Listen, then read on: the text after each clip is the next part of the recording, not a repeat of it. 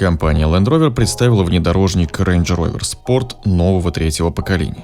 Вслед за старшим Range Rover британская модель перешла на совершенно новую платформу MLA Flex, обзавелась полноуправляемым шасси, отказалась от постоянного полного привода в пользу системы с муфтой подключения передней оси, получила несколько гибридных версий, а также прибавила в габаритах. На старте продаж предложат богатый выбор силовых установок – бензиновые, дизельные и гибридные. А чуть позже гамму пополнит наиболее мощная версия SVR и первый в истории электрический Range Rover Sport EV.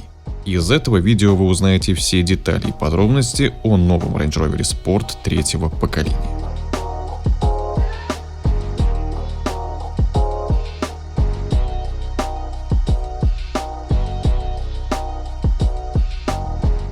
Как и следовало ожидать, Sport во многом повторил флагманский Range Rover, переживший смену генерации минувшей осенью. Кстати, про него на канале есть отдельный подробный обзор, ссылку оставлю в правом верхнем углу и в конце этого видео. Range Rover Sport сохранил узнаваемую внешность, а с определенных ракурсов прослеживается сильное сходство с прошлой моделью. При этом габаритные размеры немного увеличились. Внедорожник стал на 67 мм длиннее, его длина составляет 4946 мм и на 17 мм выше предшественника 1820 мм. Колесная база увеличена на 74 мм и теперь составляет те же 2997 мм, что у нового флагмана. Высота 1820 мм. Объем багажника 647 литров, а со сложенными сиденьями второго ряда 1491 литр. Отличительными особенностями новинки являются скрытые дверные ручки, узкая светодиодная оптика с прерывистой линией дневных ходовых огней, а также выставлены на показ выхлопные патрубки и задние фонари с дополнительными секциями на пятой двери. Спойлер на пятой двери стал еще длиннее, а максимальный диаметр колес теперь не 22, а 23 дюйма. За счет сокращенного числа швов и стыков кузов получился очень обтекаемый. Коэффициент аэродинамического сопротивления составляет 0,29. В базе у автомобиля теперь есть матричные фары, а за доплату предложены адаптивные прожекторы. Каждая фара имеет 1 300 000 микрозеркал, которые формируют световой пучок, а также могут рисовать подсказки на дороге. Дизайн салона во многих деталях такой же, как у старшего Range Rover. Но у Спорта более горизонтально ориентированная центральная консоль, двухэтажный центральный тоннель и трехспицевый руль вместо четырехспицевого. Выпуклый центральный мультимедийный экран имеет диагональ 13,1 дюйма, виртуальный щиток приборов 13,7 дюйма. Сохраненный отдельный пульт климат-контроля с аналоговыми рукоятками. Есть проекционный дисплей, а в салонное зеркало встроен экран, на который передается изображение задней камеры. Топовая аудиосистема Meridian мощностью 1430 Вт имеет 29 динамиков с функцией активного шумоподавления. В каждом подголовнике, кроме центрального заднего, размещается по 4 динамика. Кнопки стеклоподъемников переехали с подоконника на подлокотник, а пульт электропривода кресел теперь располагается на дверях. Увеличенная колесная база позволила повысить расстояние между рядами сидений на 31 мм. Третий ряд больше не предлагается даже за доплату. Эта опция перешла к флагману. Для обивки в салоне используется дорогая ткань, но предусмотрены варианты с кожей, включая дорогую полуанилиновую. Range Rover Sport имеет новую электронную архитектуру EVO 2.0, которая объединяет 63 электронных блока и может дистанционно обновлять их по воздуху с помощью медиасистемы PV Pro. Она оснащена двумя блоками eSIM. Третье поколение Range Rover Sport построено на модульной платформе MLA Flex, которая предназначена для крупных автомобилей компании Jaguar Land Rover. Она рассчитана на продольное расположение двигателя внутреннего сгорания, а также электрификацию. Спереди стоят прежние двойные поперечные рычаги, а сзади подвеска полностью новая, с 5 рычагами на каждое колесо вместо прежних 4. Жесткость кузова на кручение увеличилась на 35%. Стандартно шасси имеет адаптивные двухклапанные амортизаторы Bilstein и пневматическую подвеску. Система управления Horizon завязана на бортовой навигатор и превентивно изменяет жесткость подвески перед каждым поворотом, исходя из скорости и включенного ездового режима. Стандартный дорожный просвет составляет 209 или 216 мм в зависимости от исполнения, а в самом высоком положении 274 или 281 мм.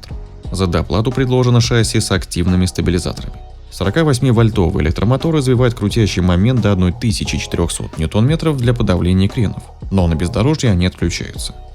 А еще можно заказать набор, который включает не только активные стабилизаторы, но также активный задний дифференциал и полноуправляемое шасси. Задние колеса могут поворачиваться на угол до 7,3 градуса, уменьшая диаметр разворота с 12,53 до 10,95 метров. Новинка получила широкий выбор силовых установок. Дизельные D250 на 249 лошадиных сил, D300 на 300 лошадиных сил и D350 на 350 лошадиных сил оснащены рядной шестеркой объемом 3 литра собственного семейства Ingenium. Бензиновые версии P360 на 360 лошадиных сил и P400 на 400 лошадиных сил тоже имеют 3-литровые моторы Ingenium. Причем дизельные и бензиновые шестерки штатно имеют 48-вольтовый стартер-генератор, который работает в рамках системы старт-стоп и помогает в первые секунды разгона. На вершине гаммы расположилась версия P530 с бензиновым турбомотором V8 объемом 4,4 литра мощностью 530 лошадиных сил и 750 ньютон-метров крутящего момента. Такой Range Rover разгоняется до сотни за 4,5 секунды и набирает максимальные 250 км в час. Новая восьмерка имеет алюминиевый блок с плазменным напылением цилиндров, пару двухвитковых турбокомпрессоров с керамическими подшипниками качения и жидкостные интеркулеры, а поддон картера с развитой системой перегородок, который позволяет мотору работать на уклоне до 45 градусов без угрозы масляного голодания. Это покупной двигатель BMW N63. Он знаком по кроссоверам X5 и X7 с индексом M50i. В Европе основная ставка сделана на подзаряжаемые гибриды. По сравнению с прежним поколением, тяговая батарея переехала из багажника под пол салона. Ее емкость увеличена с 13,1 до 38,2 кВт-часа. А зарядный разъем теперь встроен в заднее крыло. Прежде он находился в решетке радиатора. Пробег в чисто электрическом режиме составляет 113 км по циклу WLTP. При этом в самом пресс-релизе честно заявили, что реальный пробег составит 88 км. В гамме будет две подзаряжаемые версии, обе с рядной бензиновой шестеркой Ingenium и 105-киловаттным электромотором. Он встроен в коробку передач, а пиковая мощность зависит от форсировки бензинового двигателя. Версия P440i имеет максимальную отдачу в 440 лошадиных сил и 560 ньютон-метров. Версия 510i развивает 510 лошадиных сил и 560 ньютон-метров. Самый мощный гибрид разгоняется до сотни за 5,4 секунды.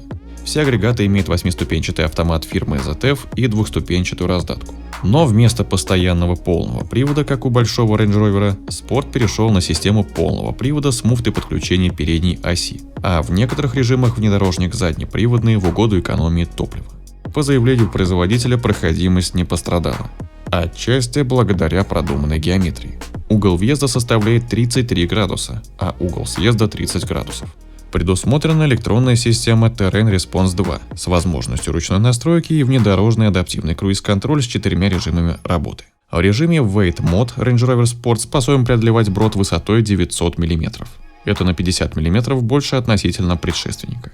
Новая система внедорожного круиз-контроля безопасно выбирает скорость, учитывая углы продольных и поперечных наклонов автомобиля, а также рельеф местности. Дату начала продаж в Land Rover не называют, но цены уже известны. В США новый Range Rover Sport стоит от 83 до 122 тысяч долларов, в Великобритании от 79 тысяч фунтов стерлингов. Первая партия внедорожников будет в топовом исполнении First Edition с двигателем V8, активным задним дифференциалом и полноуправляемым шасси. Также гамма включает комплектации S, SE, HSE и автобиография. О перспективах появления новинки в России информации пока что нет, хотя на российском сайте Land Rover опубликовала всю информацию о новинке. Понравилась ли вам внешность нового Range Rover Sport? И как вы считаете, стал ли автомобиль выглядеть лучше? Поделитесь своим мнением в комментариях. Друзья, также напомню, что в описании закрепленном комментарии я оставляю ссылку на свой Telegram, Яндекс.Дзен и Контакт. Там можно найти еще больше контента и автоновостей. Переходите и подписывайтесь, чтобы не теряться, не пропускать новые видео и быть в курсе последних событий автоиндустрии.